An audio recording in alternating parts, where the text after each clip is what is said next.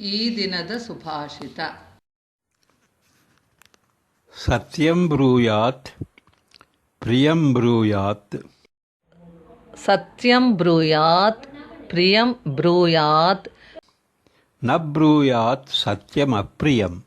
ನ ಬ್ರೂಯಾತ್ ಸತ್ಯಮಪ್ರಿಯಂ.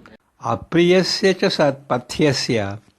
ಅಪ್ರಿಯಸ್ಯ ಚ ಪಥ್ಯಸ್ಯ.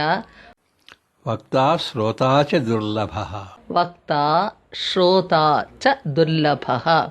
ಸತ್ಯವನ್ನು ನುಡಿಯಬೇಕು, ಪ್ರೀತಿಯ ಮಾತನ್ನು ನುಡಿಯಬೇಕು. ಕಟುವಾದ ಅಪ್ರಿಯವಾದ ಸತ್ಯವನ್ನು ನುಡಿಯಬಾರದು. ಅಪ್ರಿಯವಾದ ಸತ್ಯವನ್ನು ಹೇಳುವವನೂ ದುರ್ಲಭ, ಕೇಳುವವನೂ ದುರ್ಲಭ. Say what is true. Say what is sweet. But do not say what is true if it is unpleasant. Rarely do we come across a person who says or listens to what is beneficial but unpleasant.